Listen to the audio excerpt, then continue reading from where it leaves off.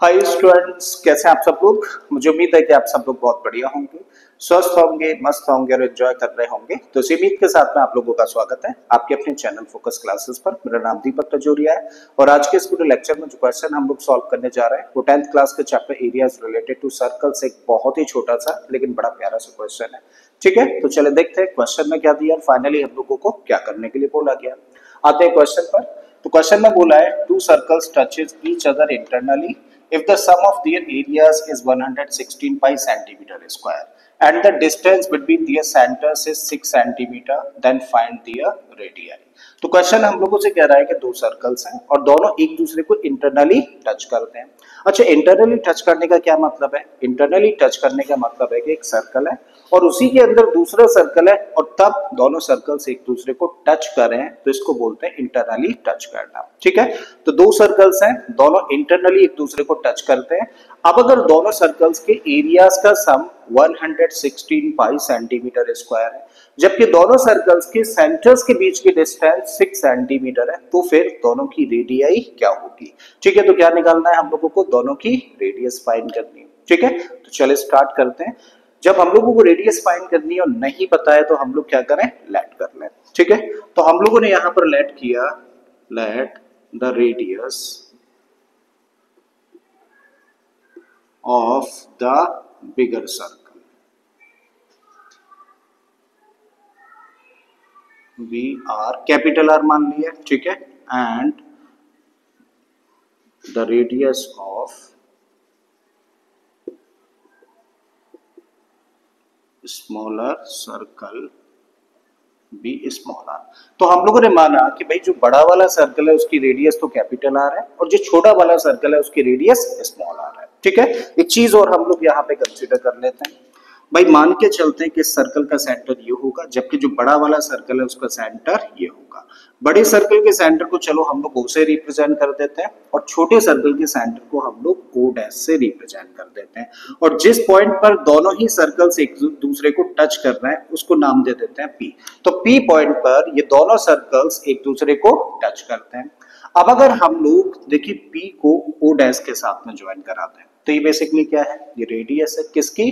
छोटे वाले सर्कल की। और छोटे वाले सर्कल की रेडियस हम लोगों ने क्या लेट करी है? आर लेट करी है। जब हम लोग इस पॉइंट पी को ज्वाइन कराएं किसके साथ में? ओ के साथ में, तो ये क्या होगी? ये रेडियस होगी बड़े वाले सर्कल की और बड़े वाले सर्कल की रेडियस क्या है? आर है। इसका मतलब यहां से लेके यहां तक जो लाइन सेगमेंट बन रहा है वो उसकी लेंथ है आर और इस लाइन सेगमेंट की जो यहां से यहां तक है उसकी लेंथ है स्मॉल आर। जबकि दोनों सर्कल्स के जो सेंटर्स हैं उनके बीच की डिस्टेंस कितनी दे रखी है? 6 सेंटीमीटर।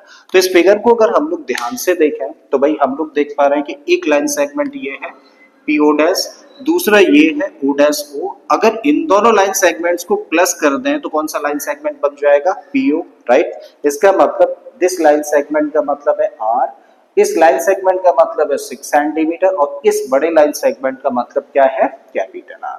तो हम लोग फिगर से क्या कह सकते हैं? देयरफॉर फर्स्ट कंडीशन के अकॉर्डिंग क्या बोला जा सकता है कि P O dash plus O dash किसके बराबर होगा? पीओ के बराबर होगा। और पीओ डैश का मतलब क्या है? पीओ डैश का मतलब है स्मॉल आर, छोटे सर्कल की रेडियस हमें। तो यहाँ पे हम लोगों ने रखा आर, इसकी जगह पे 6 सेंटीमीटर और ये हम लोगों का कैपिटल आर। तो हम लोग कह सकते हैं कि भाई कैपिटल आर किसके बराबर है? आर प्लस 6 के बराबर है। इंपॉर्टेंट पॉइंट है तो चलो इसको इनबॉक्स कर देते हैं या फिर कह देते हैं इक्वेशन नंबर 1। ठीक है, अब दूसरी कंडीशन पे आते हैं क्वेश्चन की। दूसरी कंडीशन में बोला है कि दोनों जो सर्कल्स हैं उनके एरियाज का सम 116 पाई सेंटीमीटर स्क्वायर है। ठीक है, तो मान के चले कि जो बड़ा वाला सर्कल है, so now according to question, मान के चले जो बड़ा वाला सर्कल है उसका एरिया A1 है जबकि दूसरा जो सर्कल है छोटा वाला उसके एरिया को A2 से रिप्रेजेंट कर दें तो दोनों के एरियाज का सम किसके बराबर होगा? 116 पाई सेंटीमीटर स्क्वायर के बराबर होगा। भाई हम लोगों को रेडियस पता है बड़े वाले सर्कल की, कैपिटल आर है, और जब रेडियस पता है तो हम लोगों के हिसाब से एरिया क्या होना चाहिए? पाई आर स्क्वायर। तो इसकी जगह पे हम लोग क्या लिख सकते हैं? इसकी जगह पे लिख सकते हैं पाई कैपिटल आर स्क्वायर। छोटे की रेडियस आर है तो यहाँ लिखा जा सकता है पाई आर स्क्वायर और इस साइड में 116 पाई एज इट इज। अब जो हम लोगों के सामने इक्वेशन है उसके अंदर देखो 3 टर्म्स हम लोगों को देखने को मिल रहे हैं, ठीक है, और इन तीनों ही टर्म्स में हम लोग देख रहे हैं कि पाई एज अ कॉमन फैक्टर है, तो दोनों साइड्स को हम लोग क्या कर रहे हैं, पाई से डिवाइड कर रहे हैं। जब इस टर्म को हम लोग पाई से डिवाइड कर दें तो यहाँ बचेगा आर स्क्वायर, इस टर्म को पाई से डिवाइड करेंगे तो यहाँ आर स्क्वायर, और इसको पाई से डिवाइड कर देंगे तो यहाँ पे रहेगा 116, ठीक है। अब हम लोग क्या कर रहे हैं भाई, फ्रॉम इक्वेशन नंबर 1 आर की वैल्यू रख रहे हैं कहां पर, यहां पर, तो क्या लिखा है सबसे पहले आर स्क्वायर, आर की जगह पे हम लोग क्या लिख सकते हैं, देखो आर की जगह पे लिख सकते हैं स्मॉल आर प्लस 6, और स्क्वायर लगाए तो उसका स्क्वायर लगाइए, plus R square as it is लिखे हैं हम लोग, और इस साइड में 116 है, करेक्ट है, अधिक चीजें यहां तक समझ आ रही है। अब यहाँ पे जो सिचुएशन है वो कैसी बन रही है, फॉर्म कैसी है, a प्लस बी के होल स्क्वायर जैसी है, और a प्लस बी का होल स्क्वायर क्या होता है, a square plus B square plus 2ab, ठीक है, एक्सपेंड कर दीजिए उस आइडेंटिटी से, a स्क्वायर का मतलब r स्क्वायर, b स्क्वायर का मतलब हुआ 36, और 2ab का मतलब हो गया 12r, प्लस का आर स्क्वायर ऐसे ही रखा, और इक्वल के अंदर क्या है 116, अब आर स्क्वायर और आर स्क्वायर मिलके हो गया 2r स्क्वायर, फिर ये वाला टर्म लिख दो 12r, फिर लिख दो 36, और इसको करके ले आओ ट्रांसपोज, माइनस में आएगा तो माइनस का 116 इक्वल टू 0। फिर से एक बार इसको सिंप्लीफाई करें तो पहले दो टर्म्स ऐसे ही रखो, और यहाँ पे 36 और माइनस का 116 है, नेगेटिव नंबर बड़ा है तो माइनस का साइन, और बड़े में से छोटे को माइनस कर दें तो क्या मिला यहाँ पर माइनस का 80 एंड दिस इक्वल टू 0।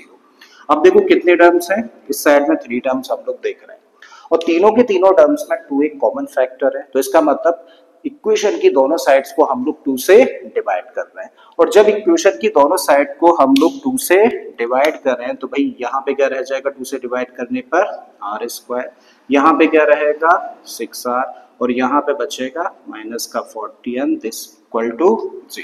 अब जो सिचुएशन हमारे सामने है वो फॉर्म बन रही है क्वाड्रेटिक इक्वेशन की, ax square plus bx plus c जैसी फॉर्म है, और जब ऐसी फॉर्म है तो हम लोग क्या कर सकते हैं, मिडिल टर्म को स्प्लिट, और जब मिडिल टर्म को स्प्लिट करना है तो भाई मिडिल टर्म के लिए ऐसे दो नंबर्स हम लोग सोचें जिनका प्रोडक्ट -40 हो और जिनका सम 6 हो, तो हम लोग दो नंबर्स कंसीडर कर सकते हैं, एक तो 10 और दूसरा क्या, दूसरा हो गया माइनस का 4, ठीक है, तो यहाँ पे क्या लिखा जा सकता है, प्लस का 10r और माइनस का 4r, तो are square plus 10r minus का 4r माइनस का 40 equal to 0।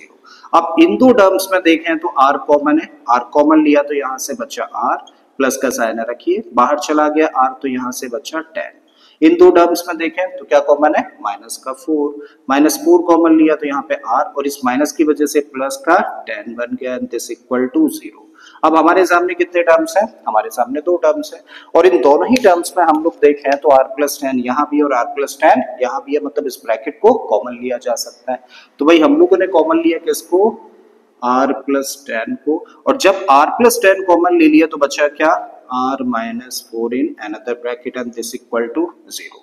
Now the product of two expressions is 0. ये तभी पॉसिबल है जब दोनों में से कम एक 0 हो, या तो ये 0 है या फिर ये 0. So this implies कि या तो r plus 10 0 के बराबर है या फिर r minus 4 0 के बराबर है। अगर r minus 10 0 के बराबर है तो r कितना हुआ, माइनस का 10, आर का मतलब रेडियस, और रेडियस तो लेंथ है, और लेंथ कभी नेगेटिव हो सकती है, नहीं हो सकती, इसका मतलब इस वैल्यू को रिजेक्ट करना होगा, सो रिजेक्टिंग दिस वैल्यू, या आंसर क्या दीजिए, ठीक है। तो r माइनस 4 इक्वल टू 0 है इस तरफ, तो r इक्वल टू कितना हो गया 4 सेंटीमीटर, ठीक है। इसका मतलब जो छोटा वाला सर्कल है उसकी रेडियस हम लोगों ने फाइंड कर ली कितनी, 4 सेंटीमीटर, लेकिन हमें तो दोनों सर्कल्स की चाहिए, तो भाई इस r की वैल्यू को कहां पे रख दो, इक्वेशन नंबर 1 में रख दीजिए, ठीक है। सो पुटिंग इधर कर देते हैं,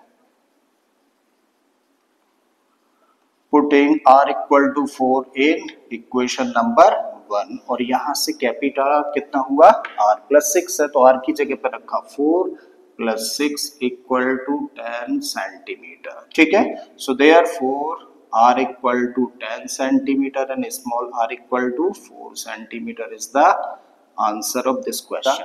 तो भाई बड़े वाले की रेडियस कितनी है 10 सेंटीमीटर है और छोटे वाले की रेडियस कितनी है 4 सेंटीमीटर है। ठीक है, तो मुझे उम्मीद है कि आप लोगों को ये क्वेश्चन अच्छे से समझ आया होगा। अगर ऐसा है तो प्लीज वीडियो को लाइक कर दें, चैनल को सब्सक्राइब कर लें अगर आपने अभी तक इसको सब्सक्राइब नहीं किया है, और अगर हो सके तो इस वीडियो लेक्चर को अपने दोस्तों के साथ में शेयर भी करना है। मैं फिर से आता हूँ इसी तरीके के एक और वीडियो लेक्चर के साथ में। Till that keep learning and thank you for watching this video.